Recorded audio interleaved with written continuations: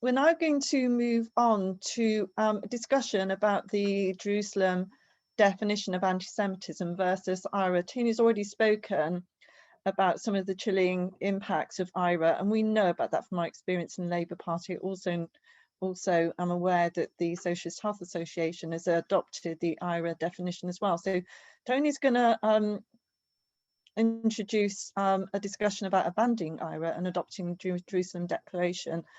Also, we do have a model motion, which is linked in the agenda and that we'll post on the chat. So over to you, Tony. Thank you. Tony, can you adjust your camera a little bit? Yeah, move a bit sideways. Yeah. That's better. Yeah, you're in the centre now. Thank you. You're in the centre. Okay, thank you, comrades. I want to share my screen so that people can actually see the Jerusalem Declaration at some point. So if whoever is in charge of the technical can arrange that, I would be grateful. I think you're go on. Yeah, you can. Yeah, you should be able to. Okay, thank you. I'll do it soon, but not immediately. Okay.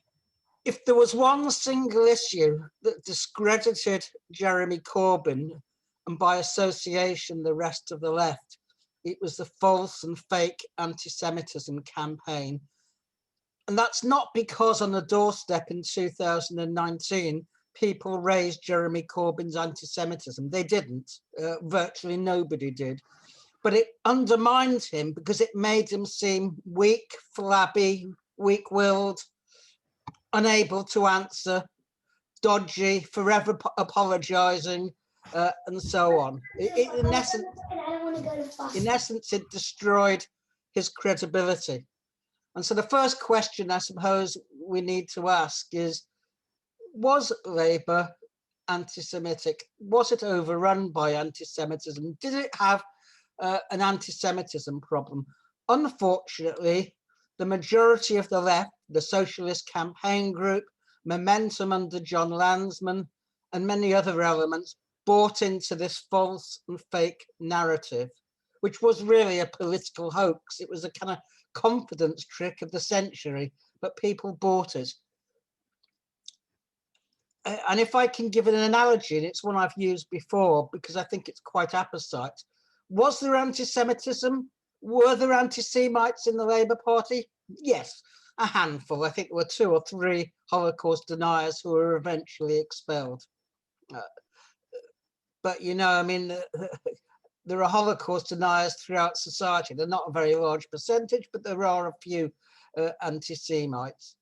And the analogy I use is when I say that a party of over 500,000 will undoubtedly have some people who are paedophiles. I mean, that's an unfortunate fact of life, and it's not just the Labour Party, of course, every party would have.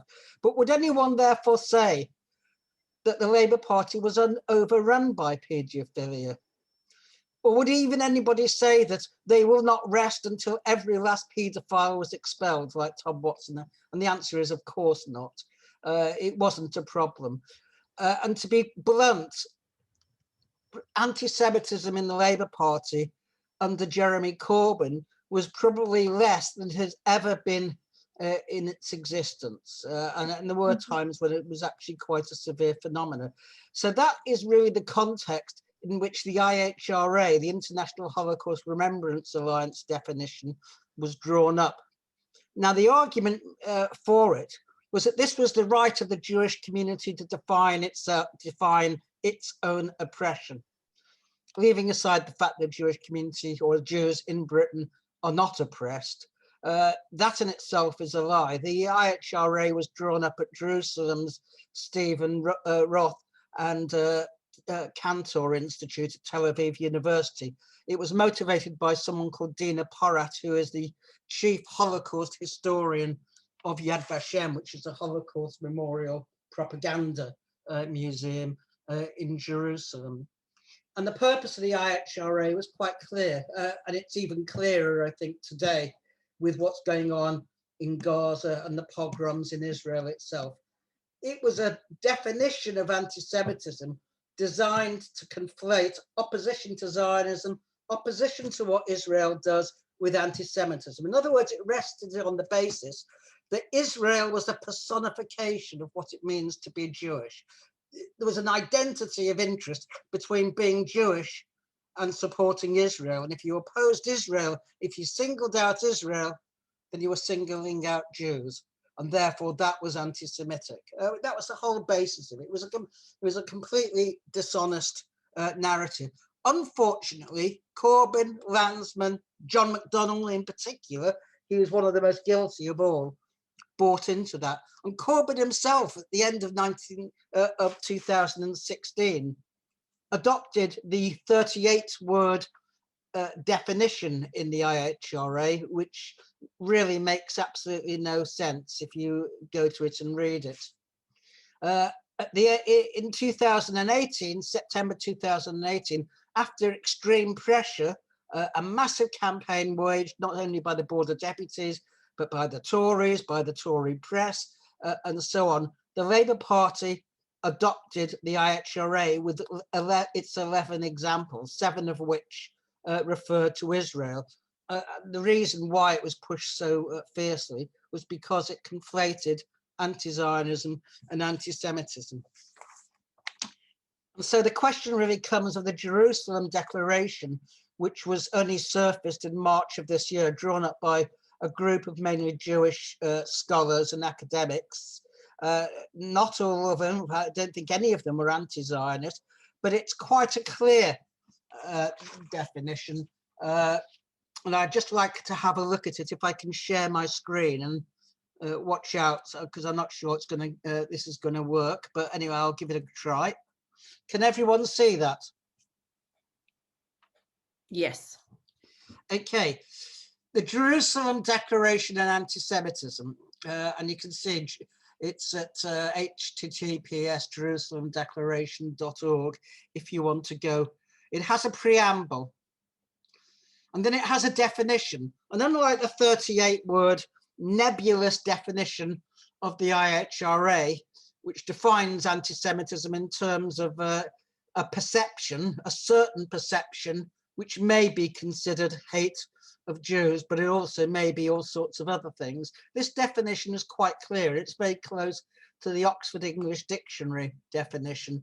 And it simply says anti-Semitism is discrimination, prejudice, hostility, or violence against Jews as Jews, or Jewish institutions as Jewish. One can quibble about parts of it, but I think it's pretty simple, and it is about anti-Semitism. It's not about Zionism or anti-Zionism. The declaration has 3 parts. The first is a general part, A, and you can see it is racist to essentialize a particular character trait. It goes into what anti-Semitism is in classic anti-Semitism. That is the idea that Jews are linked to the forces of evil. I don't agree with that, but anyway, I mean, one can debate it. 3, anti-Semitism can be manifested in words, visual images, and deeds. Well, it can be, but the way it's used is not in that way. In fact, that's distinctly unhelpful. Anti-Semitism could be direct, etc., denying or minimizing the Holocaust. Well, again, many Holocaust deniers, of course, are vehemently anti-Semitic, but unfortunately, there are now many Holocaust deniers who are simply stupid or misled or whatever. B, and it gives examples that are on the face of it anti-Semitic. And there again, you see number 6, applying the symbols, images, and negative stereotypes of classic anti-Semitism. I disagree with that one because, for instance, one of the classic symbols of anti-Semitism is that Jews poison wells of non-Jews. And that was undoubtedly in the Middle Ages an anti-Semitic allegation, which cost many people their lives. However, today, if you accuse Israel of poisoning the water sources of Palestinians, that is actually a factual observation. It's correct. So it can't possibly be anti-Semitic unless you believe that anti-Semitism can also be true. Holding Jews collectively responsible for Israel's conduct, I don't think anyone disagrees with that. And there are others which I don't really agree with, but they're fairly innocuous. And then the important part is C, Israel and Palestine, examples that on the face of it are not anti-Semitic. 11, supporting the Palestinian demand for justice, criticising or opposing Zionism as a form of nationalism, evidence-based criticism of Israel, and that's really important. Boycott, divestment and sanctions, again, is not on the face of it anti-Semitic, and political speech doesn't have to be measured, proportionate, etc. So all in all, I would say, and I'll end the screen share now, so you can see me instead. That may not be a bonus, but I'm sorry about that. On the face of it, the Jerusalem Declaration, although I wouldn't argue for it to be adopted in the case of an organization which hasn't adopted any definition, I think where organizations like the Labour Party have adopted the IHRA, this definition, which is supported by over 200 Jewish academics and many others, is infinitely preferable. Why? Because it deals with anti-Semitism, not anti-Zionism. Now, of course, you could ask, and Chair, please give me a time warning if I'm going over time, because I have that tendency. On the face of it, there really is no need to define anti-Semitism. I can't see a reason. And again, the example I give is my father, despite his many faults, when he was young, he took part in the Battle of Cable Street against the fascists, Oswald Mosley, in 1936. And he described to me some of the experiences of anti-Semitism in the East End at the time. Now, you know, when he went on a demonstration or fought the fascists, he didn't need to carry in his pocket a definition of anti-Semitism. He knew extremely well what anti-Semitism was, just as someone today who goes onto the streets to fight racism against Black or Muslim people doesn't need a definition. You know what it is. If people want to define something, it's usually because they have a hidden agenda. And that, in essence, was what, of course, the IHRA was about. And it's unfortunate that trade unions in particular, who have almost a majority on the Labour National Executive Committee, supported the adoption of the IHRA, and that includes Unite. I mean, I've been in the correspondence with Len McCluskey and others in the Unite Executive about it. I mean, they're not very forthcoming as to what they did and why they did it. But I certainly think one of the questions that should be asked of Howard Beckett, who is the left candidate for the Unite General Secretary, is, do you continue to support the IHRA? Because the purpose of the IHRA is quite clear. It's to defend things that Israel is doing, like, for example, bombing Gaza, like, for instance, the continuing confiscation of Palestinian land, whether it's in Sheikh Jarrah in East Jerusalem or within Israel itself. The IHRA basically says you can criticize Israel as long as your criticism is on the same level and the same type as your criticism of any other liberal democratic state. But of course, the point is Israel is not a liberal democratic state.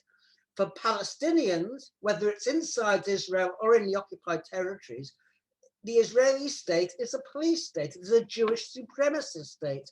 And we've seen that. For instance, I watched a video only yesterday of a demonstration by Arab Palestinian students at the University of the Negev in Beersheba. The police went onto the campus to basically beat them up. And then when they actually escaped, they were then attacked by right-wing Jewish students as well. So the idea that Palestinians have any democratic freedoms within Israel is and always has been a myth. Yet the IHRA is based on the idea that Israel is a liberal state. It isn't. It's a Jewish state. It's an ethno-nationalist state. And being a Jewish state, it is inherently racist, because it's a state of the Jewish people, which incidentally doesn't just include Jews in Israel. It includes me and anyone else in this audience who is Jewish. That's why it is fundamentally racist. So the IHRA should be part of our campaign. We have to get rid of it. It was adopted by the Zionists, the Board of Deputies, the same Board of Deputies which is supporting Israel today in its bombing campaign against Gaza, precisely because it's a weapon to use against people who support the Palestinians. And that's why the Jerusalem Declaration on anti-Semitism is infinitely preferable, despite its faults, and it does have faults. The absurdity, unfortunately, is Corbyn brought into the narrative. When people accused Labour of anti-Semitism, and Corbyn in particular, Corbyn took it as a personal attack. It wasn't. What they were saying is he was a supporter of the Palestinians. He never got it. But the fact is, I doubt if there's a single Palestinian solidarity activist in Britain today who hasn't at some stage or another been accused of anti-Semitism. That is their main weapon, because it's very difficult to justify jailing and detaining and blindfolding and beating up children as young as 12 in the occupied territories. It's far easier to attack the messenger rather than the message. And Corbyn got himself into just absurd difficulties. He came out with this idea of denialism, which is, if you deny you're an anti-Semite, then that's proof you are an anti-Semite, which is a wonderful idea. It's like going into court and you're asked how you plead and you say not guilty, and then the judge remarks, well, if you plead not guilty, then that's proof that you are guilty. It's a Kafkaesque world, and that's what the IHRA is. It's internally contradictory, and in fact, it's anti-Semitic because it assumes all Jews support Israel. So I'll leave it at there because I've probably gone on far too long. But I think the Jerusalem Declaration is important, and the fact that the Zionists have reacted to it with extreme hostility, the Community Security Trust, which is a branch of Mossad in Britain, and many other organisations that campaign against anti-Semitism and the Board of Deputies, proves to me that it is a useful weapon to use against those who want to close down free speech on Thank you. Exactly, and it's very much aligned with LIEN's objectives. So I thank you, Tony. I can see from the chat that a lot of people found that really, really useful and interesting.